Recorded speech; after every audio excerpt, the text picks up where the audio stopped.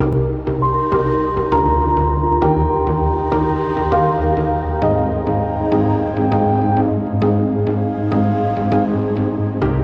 Variety, celebrating more than 118 years covering the business of entertainment, this is the Award Circuit Podcast.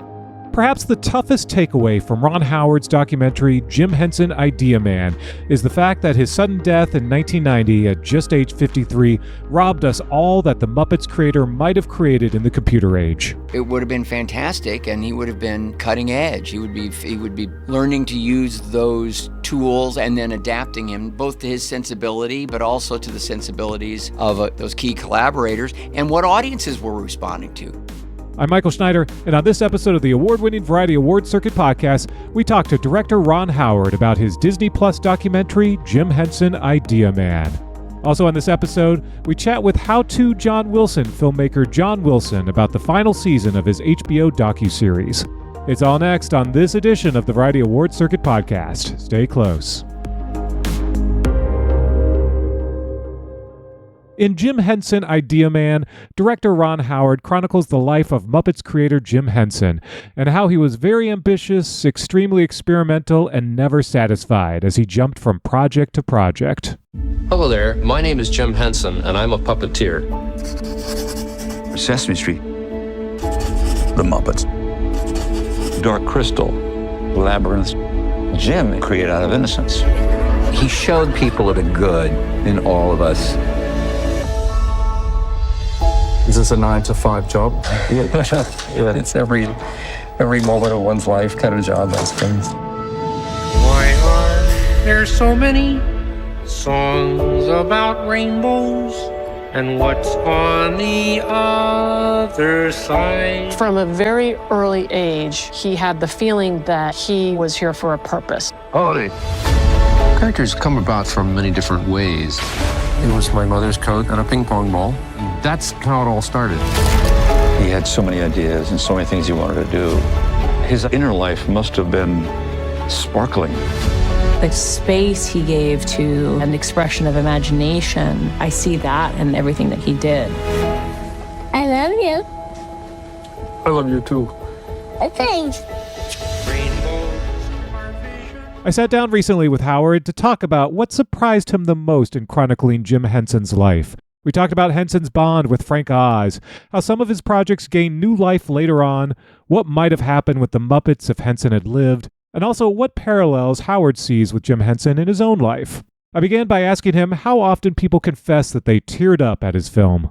It has been emotional for people from our very first friends and family screenings. Yeah. I could immediately see that this story that fascinated me and that I was eager to share for my own personal reasons, it ran very deep for a lot of people in the audience, and so even when we were awkward and ungainly, it's just the spirit of Jim Henson just reaches out to people. Yeah, and I also think that people really don't recognize the depth of their connection to Henson's work, whether that's the hilarity of the Muppets in general, or the learning experiences that they had, or that their kids have had, or both through Sesame Street, or the movies. So I think that catches people a little bit unawares when they realize one life contributed this much to them. Yeah. So I'm not ashamed to admit that I bawled, of course, during the funeral scene, because I remember that. I remember the news coverage of that, watching that night, and the moment where everyone in the church has those butterflies. Me too. And it still kind of chokes me up, because I do feel like I'm kind of that perfect age of growing up with both Sesame Street and The Muppet Show and all the films and Fraggle Rock and Labyrinth and Dark Crystal. I mean, this is the sweet spot for us Gen Xers watching your doc and sort of going through memory lane of our lives. Well, it's remarkable how much, how much of himself he was able to put into so many projects. But I think, part of what I hoped the film would reveal to people was the sort of what that meant to him, what that meant to his family. You know, there's a price for that kind of commitment. But there's also really something to celebrate there, because he just threw himself wholeheartedly into everything that he did creatively. And while he had a business mind, sure, he didn't want to be stupid about it. He was so driven by his art and his creativity and his excitement for using storytelling and the mediums of television and movies to get through to people, mostly through humor. Yeah. And that's one of the many takeaways from this film is he sort of sacrificed that family life to some degree to sort of be all of our, to sort of, not parent, but sort of, contribute to all of our lives, all of our childhoods, and so he had this larger imprint on all of us, but it came at a price, as you mentioned. It did come at a price, but I don't know that he was like intentionally sacrificed, because he also worked very hard to be a great father and to have a terrific family. And so I think in his mind, he was doing everything he could to find this equilibrium. The reality is he was incredibly driven, and he was a fast moving train. And, he probably didn't realize quite how much people had to hustle to keep up with him. So when you're sort of looking to do this film, do you sort of see a through line in some of the past documentaries that you've done, be it the Beatles or Pavarotti or some of the other icons that you've chronicled? What would you say the through line is in all of these different documentaries? Well, in the individuals that I've made docs about, I would say there's this drive, this creative drive, this whether it's artistic or in the case of Chef Jose Andres, and we feed people, it's a drive to accomplish something. And I admire that, and everybody goes about it in a different way. Everybody of the individuals that I've told stories about, they have their different reasons. Their backgrounds are quite different. But at the end of the day, it's about this belief that they want to serve. There's something that they have to offer. They know it, and they just want to do it. They love doing it. And they can even enjoy accolades. But that's not it. It's not really a means to an end. It's kind of a calling. So as an icon yourself, Ron Howard, how much do you sort of feel a kindred spirit with some of these subjects, including Jim Henson? I'm not just being humble when I say that. I don't think I'd make a documentary about myself. I think someone will. But I certainly relate to a kind of joy in recognizing what it means to live a creative life, to express yourself, to share it with people, and to give yourself over to that as a way of life. I also, the one thing I really related to in terms of Jim Henson was this feeling that these opportunities are precious. And you want to give it your all, and you don't want to waste time. But when it's finished, you don't necessarily want or need to bask in it. You're kind of a junkie for the action, and you want to find the next thing, and then use what you've learned and use the creative energy of the collaborators that you have the opportunity to work with, and and move on to the next. Yeah, and that's one of the things that it's still so, going back to him dying so young. Of course, when I was young, I thought 53. Well, that was a good life, but but I mean, now in hindsight, I mean, it still depresses me how much he could have done over the years. He was just starting to touch computers. Can you imagine Jim Henson with the kind of technology we had in the 2000s? I can. I mean, it would have been fantastic, and he would have been, he would have been cutting edge. He would be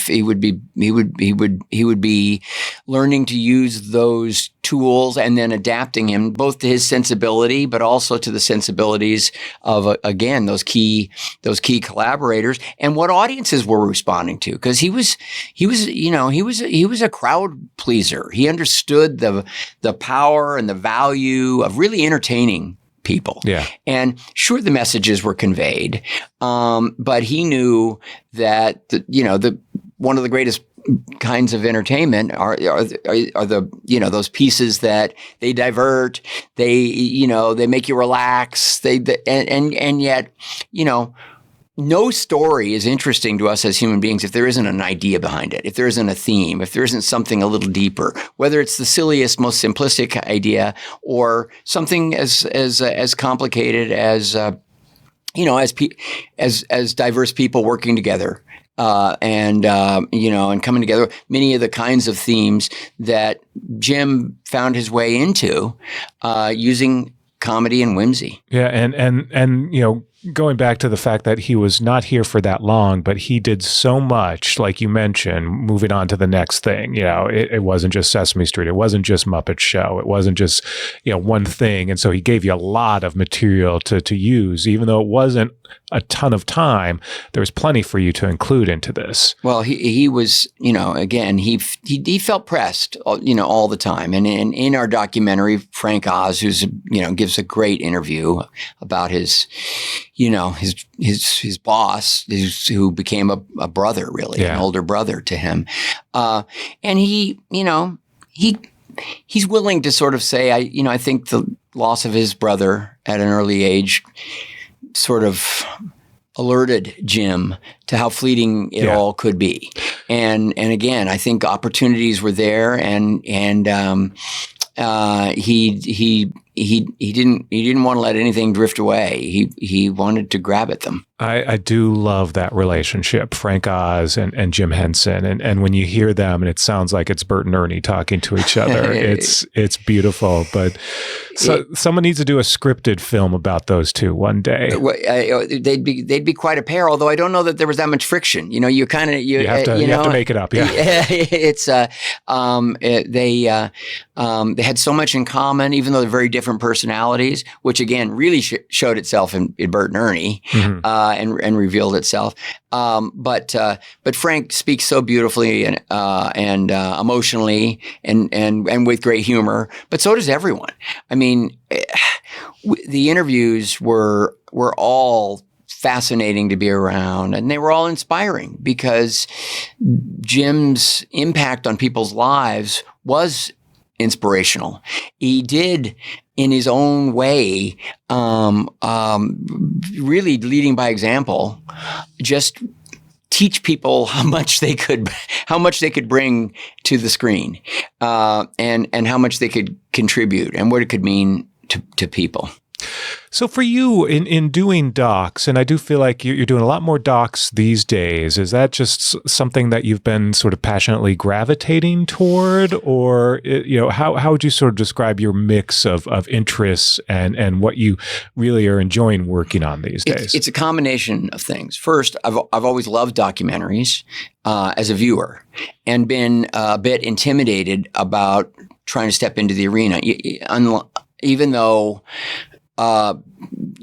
directors who I know and admire, like Spike Lee and Martin Scorsese and Jonathan Demme and many others, have demonstrated for quite a long time that you could move back and forth within those disciplines. I wasn't sure that I could. And then Brian Grazer started producing a couple of documentaries, and he was having a lot of fun with it, and it was really interesting, and came to me with the idea of covering a Jay-Z music festival, and they had to decide like almost immediately, and it happened to just catch a window where I didn't have a lot of time to think about it, but I had a board meeting for the Jacob Burns Film Society. I'm on the board there, and Jonathan Demme was also a board member. And after the meeting, I said, Jonathan, I've always been scared of documentaries, intimidated by them. I have this opportunity. What do you think? And of course, Jonathan was one of these lights, one of these beacons. He said, oh man, don't even think twice. Jump in. He said, you just got to recognize one thing. With a script, you know where you're going. With a documentary, you should go in thinking you know, but be ready to be wrong. Yeah. And it was the greatest advice. And I had a lot of fun just doing that little behind the scenes Jay-Z doc. And it just gave me enough confidence. So then another thing happened. I had the opportunity to do the Beatles, which scared the hell out of me. Mm-hmm. And yet I learned, I enjoyed it, and I felt like I grew from it. And I immediately began seeing an impact on my scripted work. The way I was shooting things, the way I was editing, what I was looking for in the script. And I thought, well, this is good for me. This is a really good outlet. About that time, Brian and I decided to really go into the documentary space, and we teamed up with Justin Wilkes, and who brought in Sarah Bernstein, and these two created an amazing infrastructure at Imagine. So suddenly it was now easier for me to launch ideas, or they would come to me with ideas. And so suddenly it became, now my life is kind of moving back and forth between the two. I'm always working on something scripted, but I can simultaneously do this because it's the demands are much different in a documentary. They take longer to make, but it's the deadline pressures aren't as extreme, and I can literally move back and forth. And it's, for me creatively, it's thrilling. That was a really long answer, but it has been really it's exciting for me, and I think and really good for me at this point in my life. Yeah, and the timing, the serendipity of docs are having a moment right now. We talk a lot about this golden age of documentaries. There are a lot more platforms. It's easier to expose documentaries to broad audiences. Audiences learned over the last 20 years or so how entertaining they can be, and in that world of that difficulty of cutting through with clutter. If you are doing documentaries about subjects or individuals that people already have a curiosity about, it's much simpler to understand, what it is you're tuning in for. And I think that's benefited docs. And of course they're not remotely as expensive. And so it's been great. Both Brian and I are really enjoying it. Sarah Bernstein, who's now running Imagine Documentaries on her own, as Justin has taken on other responsibilities, is just great.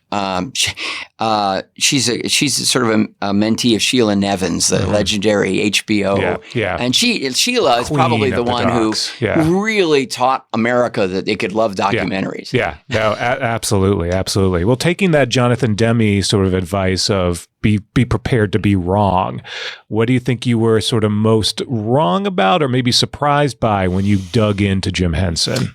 Well, I was, I think, most surprised by a kind of ongoing but low-grade angst he felt about fulfilling his creative dreams. And he was very, very ambitious. He was extremely experimental, and he was never satisfied. He enjoyed it.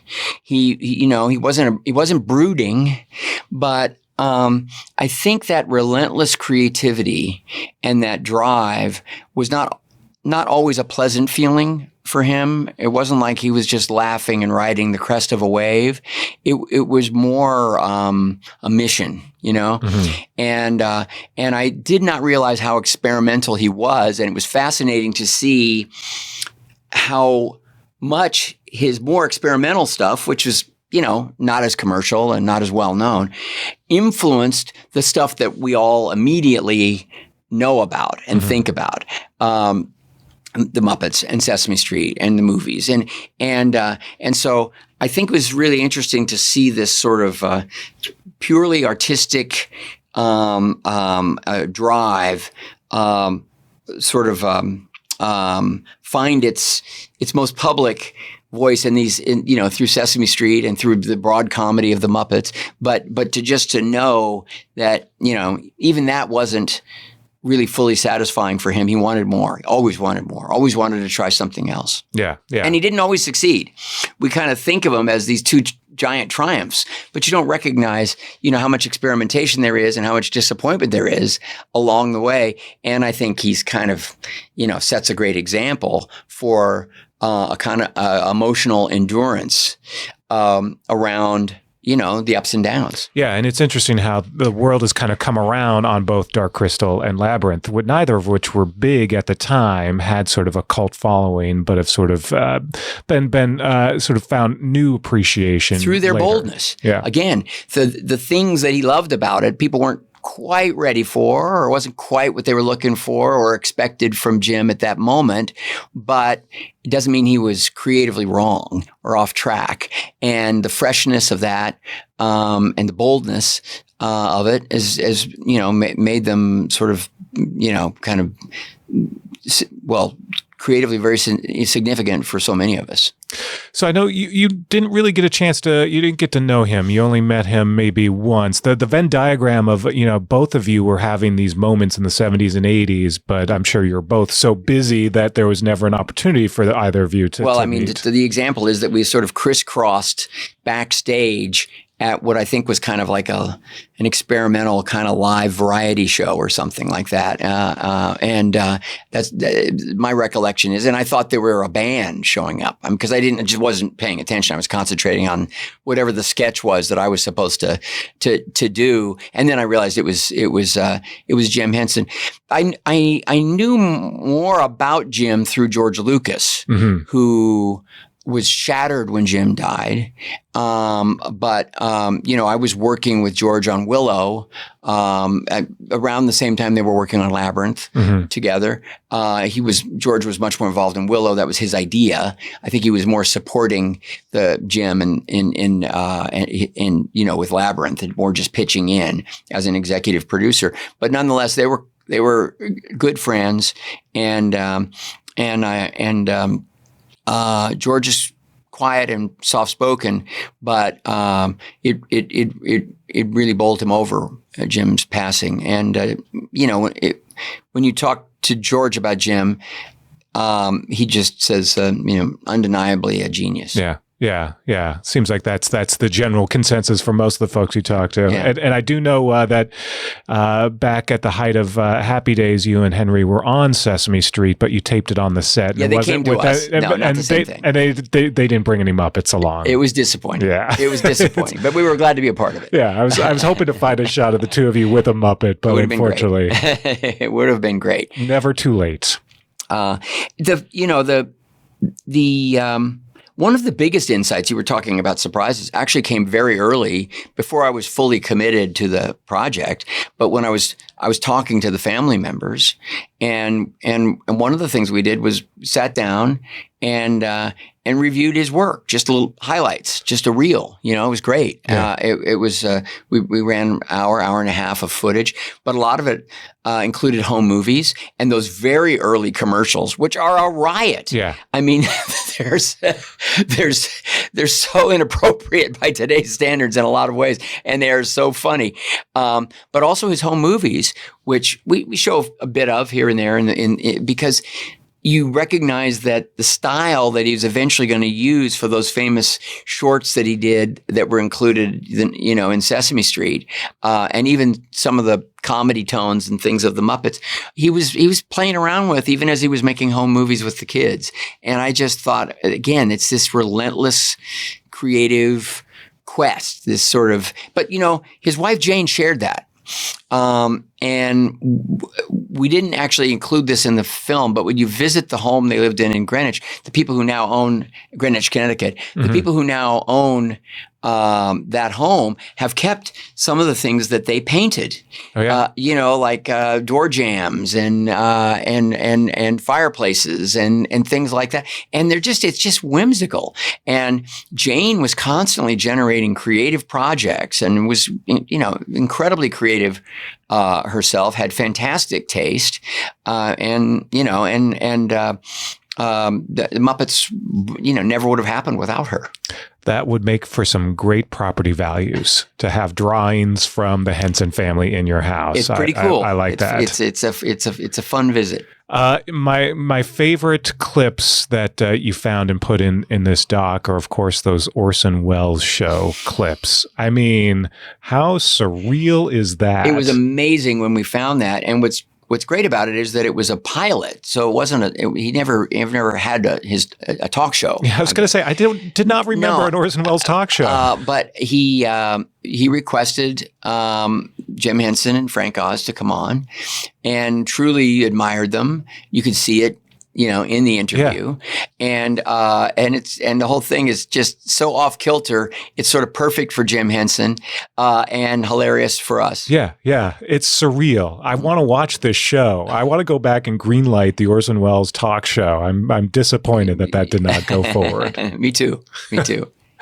One of the other things that you kind of touch on a little bit in this doc, and it's been discussed a lot through the years, because there is a sadness to that the Muppets never really recovered from the death of Jim Henson. They try over and over again to reignite it. There have been some great projects in the past couple of decades, but it feels like it never lasts long. And then again, everyone's like, what are we going to do with the Muppets?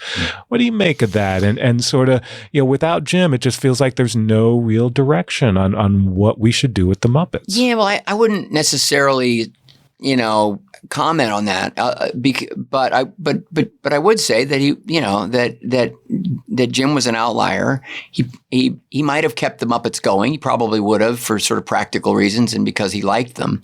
But he also would have just moved on to other things, and kind of recognized, just as he left the show at its height, the Muppets. He wrapped it up after 5 years when it was still going strong, because he kind of ran out of ideas for the series. So impossible to know what could have happened. I wouldn't count those Muppet characters out. They're a lot of fun. Yeah. And, it's like a lot of things, generationally, it's, you and I might feel like it's never reached that peak again. And yet, if you're the right age, experiencing the Muppets for the first time and some of the newer stuff, you might be falling in love with that. It's true. And it has now reached multiple generations. And around the world, where there've been, the characters have been used, it's been licensed, and for learning programming and just for fun, everywhere. And I say that the family does a fantastic job of both protecting and and looking ahead,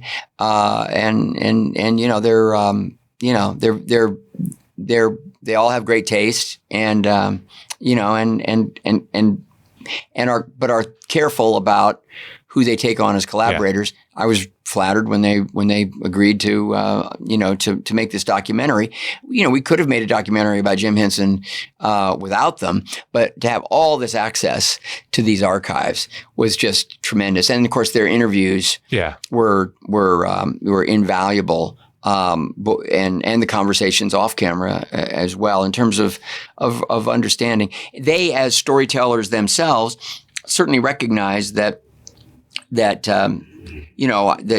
myself and our team needed to really discover and tell the story from our perspective, and they were also great that way. Yeah, and so accomplished that entire family as well. So, yes. And it's great to see the Jim Henson Company continues and is still out there innovating. And the Creature Shop and the Creature Shop, all of it. Yeah. So, speaking of continuing, moving on, what is Ron Howard excited about next? What is on your docket that you're from a documentary standpoint, I'm just early stages working on a documentary about the photographer Richard Avedon, and that's going to be a really interesting journey. And a quite different kind of individual, but again, another driven outlier. Yeah. And so I'm excited to get into that world. About 8 weeks ago, I finished shooting my latest scripted movie, which is called Eden. A great cast. And man, they did tremendous work on the film. And so I'm in editing now. And getting that one ready. Yeah. What's the distribution plan for that?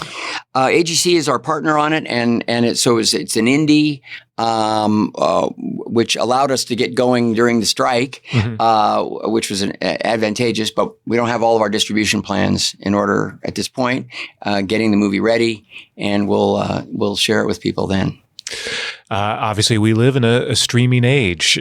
So how has that sort of changed your mindset when it comes to distribution, when it comes to the kinds of projects that you feel like you can do now or want to do?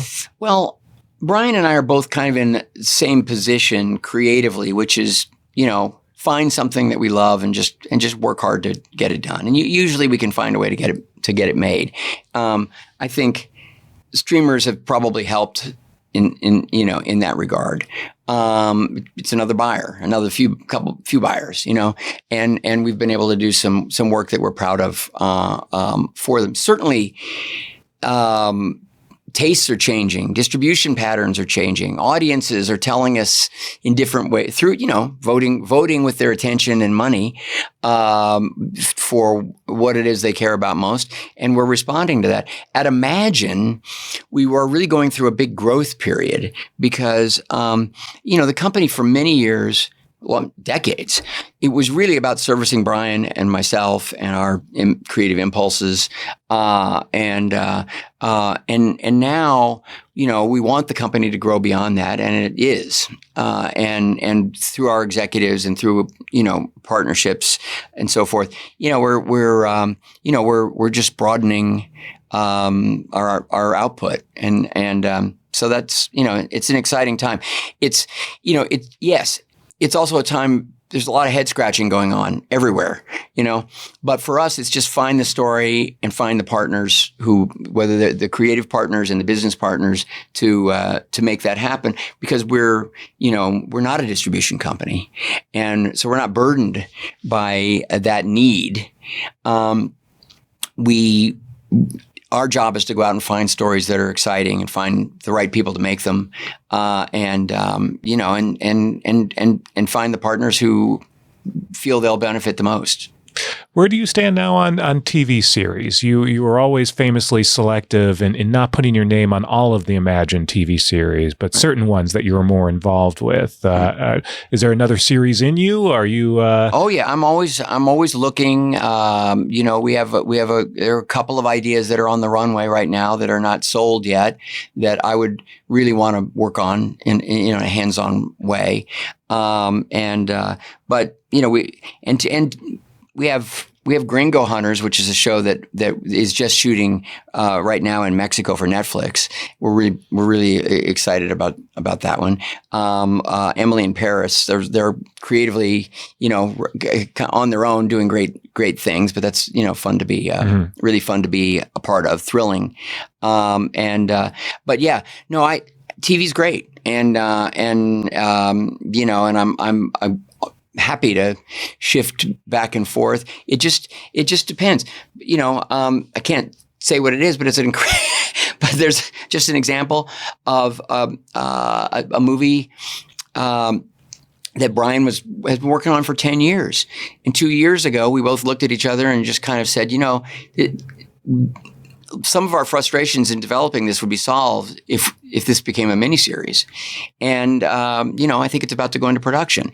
The same thing happened with Under the Banner of Heaven, which was something that Lance Black and Brian and I had worked on together for many years as a movie, and ultimately made it at FX with John Landgraf and made a miniseries. We were, an event series really that we were very proud of.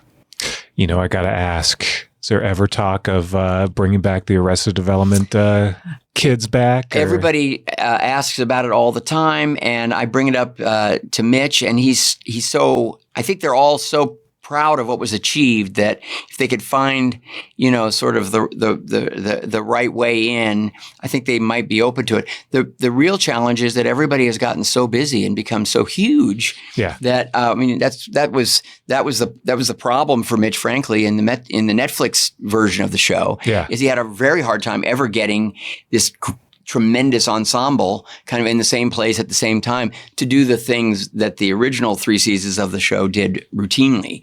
And I know that was a big frustration for him, although I think he found some great workarounds. I thought it was magical how he managed to put that together, shooting everyone separately, but it looked like a whole cohesive series nonetheless. But never say never about Arrested Development. It's one of those ideas, and and everybody loves Mitch. So I think it would be Mitch waking up one day and saying, "I got it," and I think everyone would fall right into line. So who do you want to direct the Ron Howard story? There will be no Ron Howard. We don't have to worry about it. It's fortunately, there's just not enough conflict. That's why it's a good doc, right? It's just Idea Man, Ron Howard. The rule? Heaven forbid. That's Ron Howard, director of Jim Henson Idea Man, now streaming on Disney+.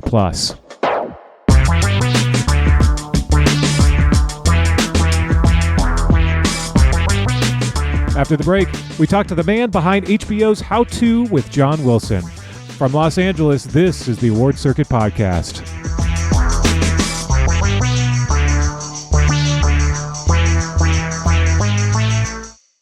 And we're back. It's the Variety Award Circuit Podcast, and I'm Michael Schneider.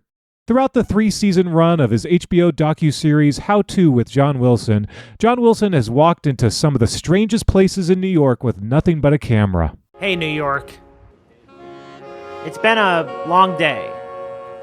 You were late for work. The gym was too crowded. Your identity got stolen. And there weren't any seats on the subway. The repetition of everything is finally starting to get to you. And every door you enter just feels like a door to nowhere.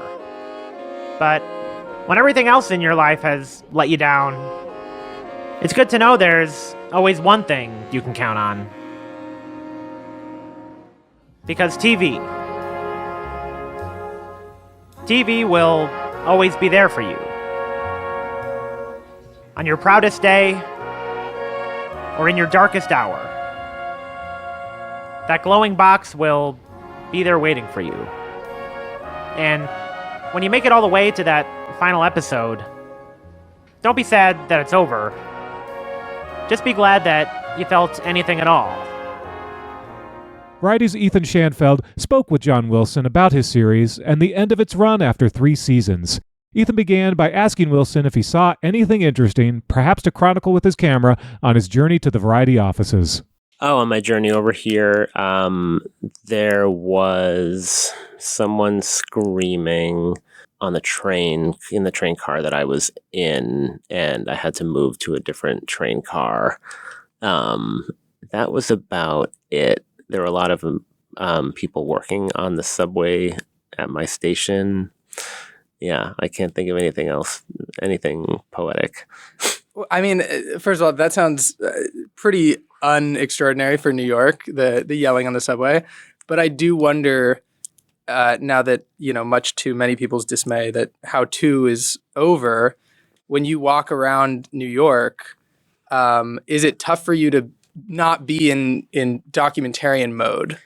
I feel like it's something I can't turn off, and I don't think I'd really want to, because then I feel like I would just have, it's just such a major source of happiness for me when, I'm able to capture something that is disappearing very quickly. So, I mean, one thing I did film on the way here, there was right outside of the bank, right next to my apartment, there was a, they were trying to promote youth savings accounts, and they were trying to get children to open up banking accounts there. And they had a cotton candy machine, and there was a man in a suit who worked for the bank that was just very slowly making cotton candy for a line of children, but the cotton candy was a little skimpy, and it was just a really a funny looking scene. So when you take a video of something like that, that's just for you at this point, or do you still sort of archive that footage in case you could use it for a project down the line? Right now, it's just kind of, I never really know where anything is going to go. So I'll just this is on my iPhone. So I just have, now that I'm not in production with How To, I kind of just am my own media manager. So I just kind of have everything chronologically on a timeline just based off the date. And I can just usually cross-reference that with my little calendars that I kind of write up. And that tells me where I can find something. I know you've talked a little bit about this in other interviews, but I really do want to get sort of into the nitty-gritty of the show. Okay. How does an episode get from its inception point to a finished 35 minute film, essentially? Each episode begins pretty innocently with just a title that gets stuck in my head, and I can't stop thinking about it, like How to Find a Spot. It's just this kind of, colloquialism that you kind of, it just like has a nice ring to it. But it's also something that I was struggling with just as someone that just bought a car. And I just wanted to make an episode, about parking. So I bought a bunch of books about parking theory and then figured out basically what the solution to like the parking dilemma in New York City is. And then I kind of take that information and I try to just like write it into a script about that's kind of like a PBS version of what it is. But all the really pedantic stuff just usually gets shaved away because it feels a bit too kind of teachy, and there are a lot, and we just lean into the diversions as we produce it, I guess.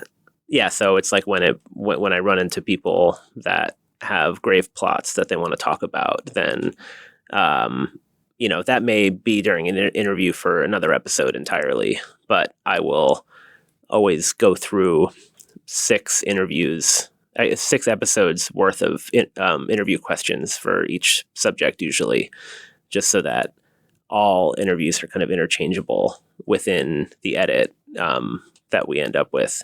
So there is a lot of elasticity during production, but it's always really scary at the beginning because I know something crazy is about to happen, but I don't know what it is.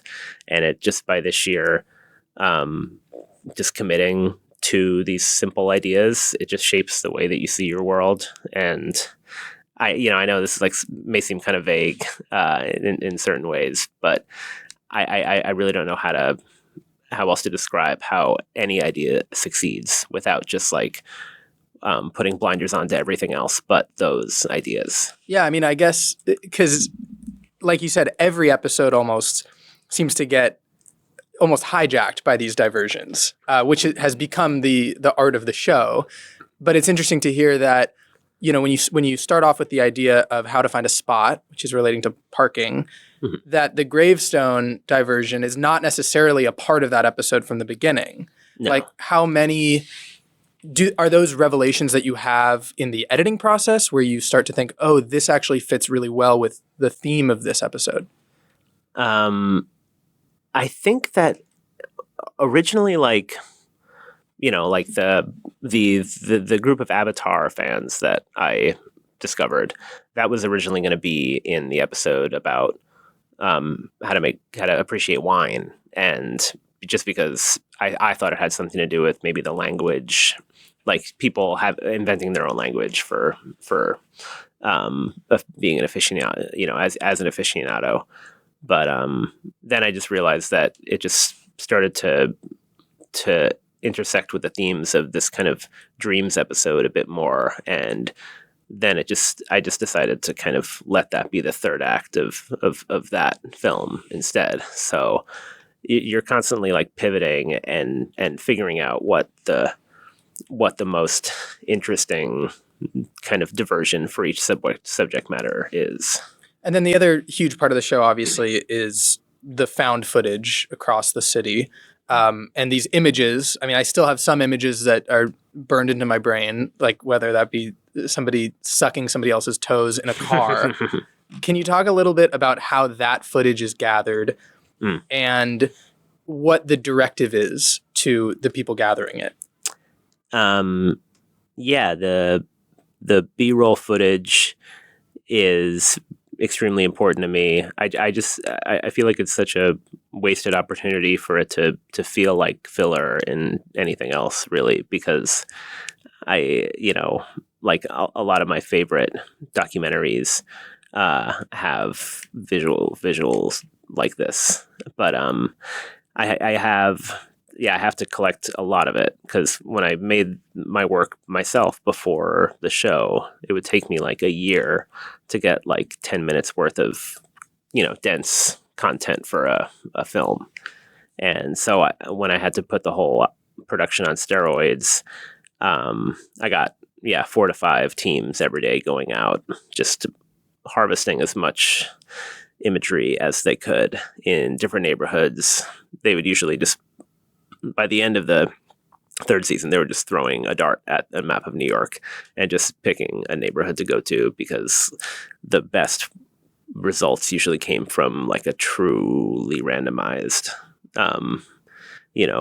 like destination.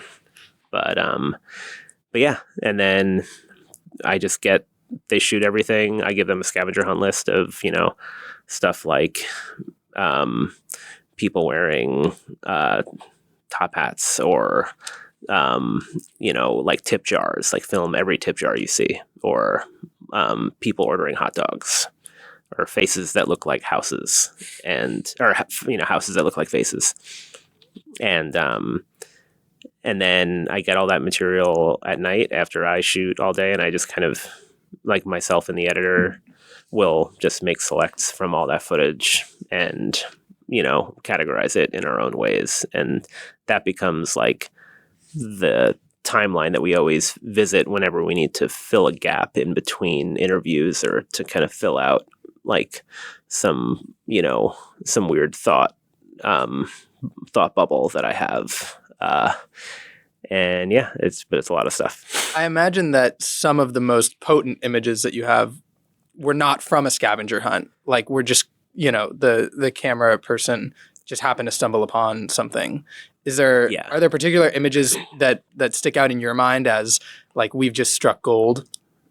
I mean that my favorite shot, I think it might have been the first shot of this season, was shot by Brittany West. And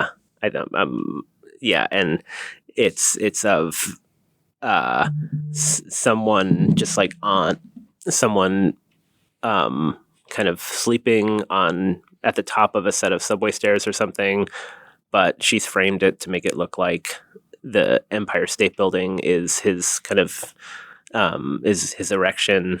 And it was just one of those images that everyone just started cracking up when we saw it. And it was just such a beautifully framed photo that you can only kind of begin to imagine after you spend enough time after you spend enough time on the street getting images and getting bored of the same old images. So you kind of have to like use the material there to kind of create new compositions. That's where the artistry comes into play. Yeah. It's almost triggered by like boredom or familiarity with your environment. Specifically with season 3, it seemed to take you into stranger places than you had previously been. Have you ever been scared for your safety walking into these people's homes and really having no idea what is on the other side of them? Yeah, sometimes. But I don't know. I think there's a combination of factors that like made it okay. And over the 3 seasons that we did, like, I don't know. I mean, the most scared I was when I just kind of just walked into the front door of the CEO of that energy drink company, because that was like truly, we were on, like, production, we were on our way to the airport, and I was just like, like we had his address and we're just like, okay, like what's the worst that could happen? Yeah, I could get shot. But that's pretty bad. Yeah, I mean, which is pretty bad, but it was still like, I don't know. I used to just do a lot of stuff like that growing up, you know, just like, I think just kind of walking into places where I shouldn't be. And I don't know. Maybe it was just a bit more second nature. But yeah, I was really, really scared and I was like shivering going in there. But thankfully, he was just so excited by the idea that we might film him that he like let us hang out. But yeah, I mean, most of the time I have like a van of production people pretty nearby. So, and they can hear me sometimes. So, you know, I think I can shout if I'm in danger, but I feel fine. I would imagine that the camera provides some level of armor, but I would also imagine that the camera sort of incentivizes people's worst instincts at the same time.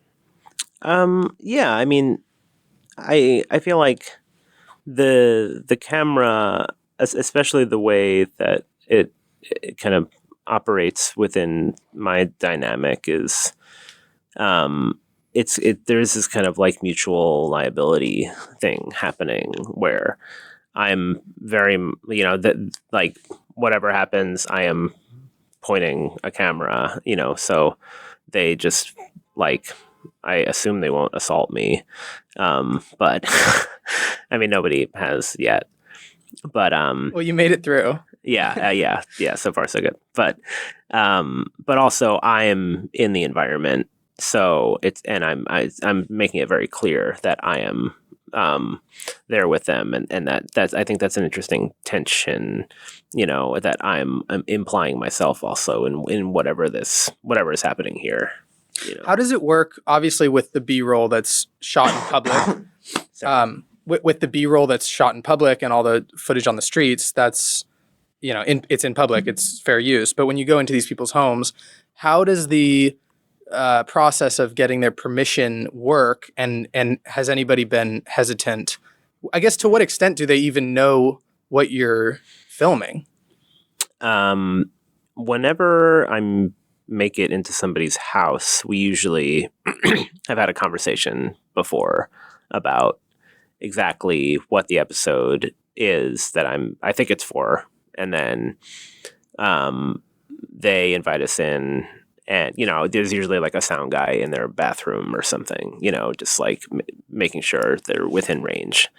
And and then they sign a release usually afterwards. And I mean, some people are surprised that we ask for a release afterwards, which, you know, is not always typical, because people you know, usually like to make sure that they can have the freedom to use whatever is captured beforehand. But I feel like it keeps me, like, I feel like it makes people more comfortable if you just do it later, because then they'll ultimately have the, you know, the last word in a way, whether or not they want to like let me use it. I mean, it's shocking to me that the TC Tuggers guy, like, allowed you to film him strapped to his bed. Oh, he was naked.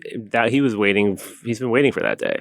I don't think it was like a question of you know, like, yeah, because anyone that, I mean, he really believes in his mission. He like is trying to sell his product, and nowhere else on TV or like any kind of commercial environment can you exhibit it like that. Yeah. You know, I mean, you deserve some royalties from that product. Well, but I think he actually just closed down the business recently, actually. Really? Yeah. I follow him on Twitter sometimes. And I think he was kind of collapsing the business and maybe like pivoting to something else. I'm not really sure. But yeah, I don't think it really that the show really like gave him as much business as I thought it would give him. Did you get any comment from HBO on that? Like, or any sort of pushback at all about showing a full frontal naked man for that long? Weirdly, that was like one of the only things they did not comment on. Like, that they're just like more worried about like making sure it's 28 minutes and 30 seconds, and they want to make sure that there's a coherent like plot or thought process behind how we get there. And that's like what they're worried about. They don't care. Yeah. I mean, when I talked to the one guy who, self-castrated like that, there were no comments there about that. So that, I will say, is maybe the only moment of the show where I felt sick to my stomach. Yeah. And it seemed like you almost broke character to a certain degree. Like you could almost sense the unease of being there. Yeah. I mean, I feel like I'm more or less myself when I'm interviewing someone. I think I can be a bit staccato because I'm trying to make sure that the focus is right, and like, that it's well exposed and stuff and framed while I'm interviewing. So it's like kind of I think that may affect my affect a tiny bit. But yeah, I mean, that interview was, hard to stomach too, because it's like, you kind of wince when you think of yourself, as, if you have, testicles, or I mean, and but and then not having testicles, and then not having them. But I also just like, I just try to take everything at face value, and I was more interested after realizing what he was kind of confessing. It's kind of like I immediately want to get to why, and like and swim around in that with him for a minute, because like that to me is what makes it like a really interesting story. Was that always gonna end the series on that note? What made that episode I mean, right for a finale? It just kind of shaped up that way because I didn't know what the finale was going to be at first, but I had like all the episode titles basically, like from the break. So I think ended up with How to Track Your Package because it felt like a bit of a road trip, but it also felt like there were themes in there that really almost helped you process the end of a show at the same time. Like, because the cryogenics people that I hang out with, they are trying to extend their life beyond like, possibly its natural, lifespan. And I think there's a similar thing when, you lament any show that you like ending. It's kind of like, is it best to like to have it continue and and not be satisfied with mortality in any way, or are you able to like to just enjoy what you experienced and maybe have faith that there is something that comes after it. I mean, talk about sort of the deeper meanings of some of these episodes and how the metaphors translate. My favorite episode of the series is How to Watch the Game. Oh, yeah. Thanks. Yeah, I really, really like that one too. So for an episode like that, are you, aware from the beginning that is going to turn into sort of a meditation on grief and sexuality, or that just kind of happens spontaneously? It's kind of like, I mean, I again started with the title just because it it's just like a common phrase that I feel like whenever I told it to people, they would just kind of giggle because I think they could picture what an episode like that of mine might look like, which was always a good sign.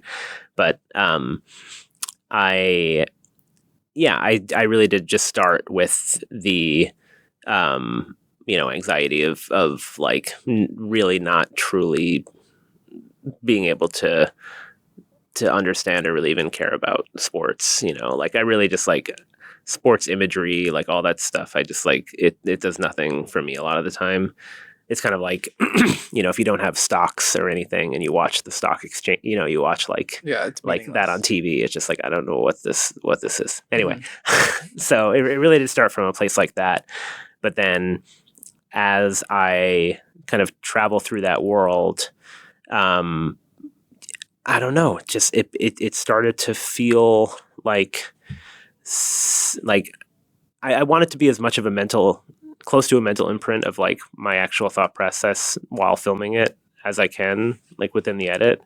So when I have these little asides where I kind of have a monologue about something that happened to me when I was a kid or my own grandma, it's just because that's like really what I was thinking in that moment, when I wasn't surrounded by anybody else. And I kind of just like film little things to remind myself of that emotion as I'm there in real time. And then in the edit, I just have to explain to the editor what exactly my kind of emotional arc was, just like as I was there. But as somebody who's almost exclusively behind the camera in this show, is it scary to get vulnerable and personal in an episode like that?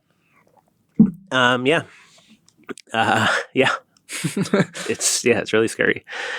But I feel like I just have this weird thing where I have to kind of maybe process things emotionally in like on a stage rather than one-to-one sometimes. And there's a lot of stuff that family and friends are hearing for the first time as this stuff airs, and and then sometimes it leads to like really interesting and long overdue conversations in real life afterwards. So it's like just my way of letting people know that I am thinking of these things and about them, even if I may seem a little preoccupied sometimes. Mm-hmm. Did you receive a different reception to that episode than other episodes from people in your personal life?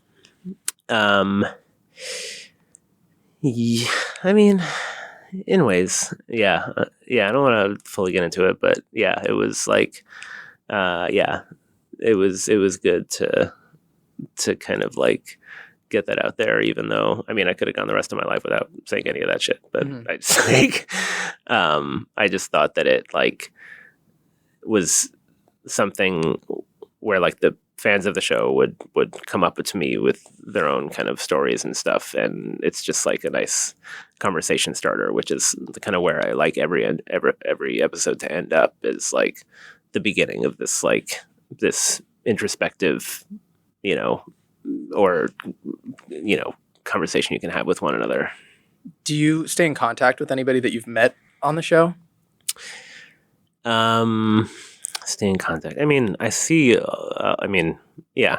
A lot of people are just in my neighborhood that I see every day, like the neon guy from the How to Split the Check episode. I see him at the bar every week.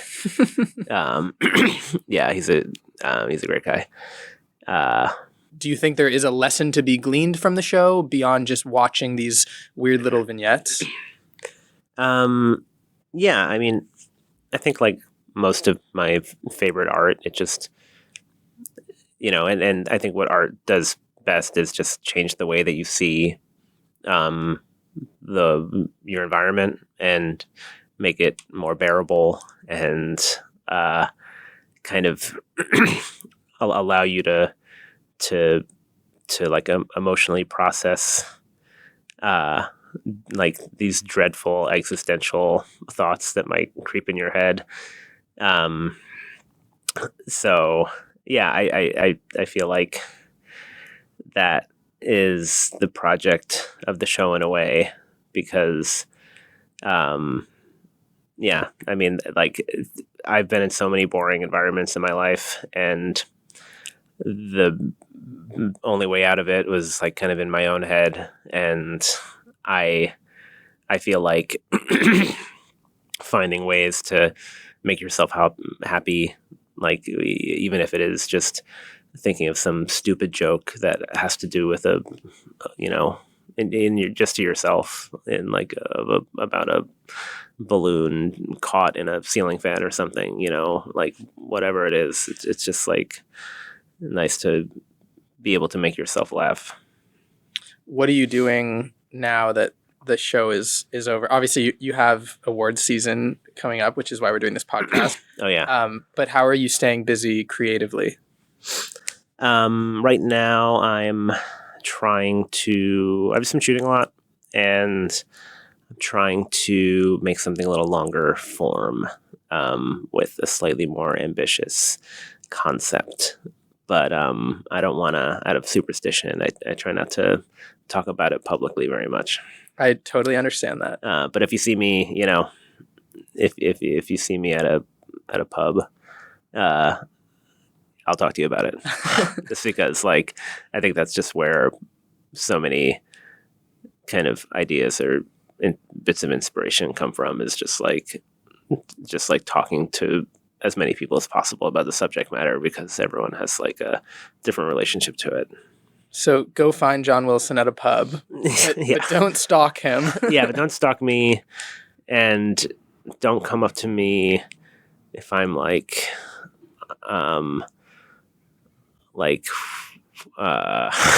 if I'm like clearly catching up with someone that I haven't seen in a while. Setting boundaries. Yeah. That's John Wilson, the filmmaker behind HBO's How To with John Wilson. Catch up on all 3 seasons on Max.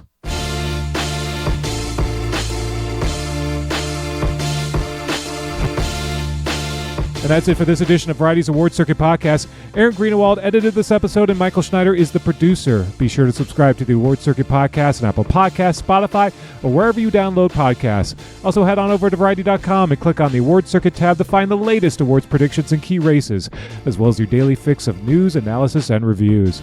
For Jazz Tanke, Emily Longaretta, and Clayton Davis, I'm Michael Schneider, and we'll see you on the circuit.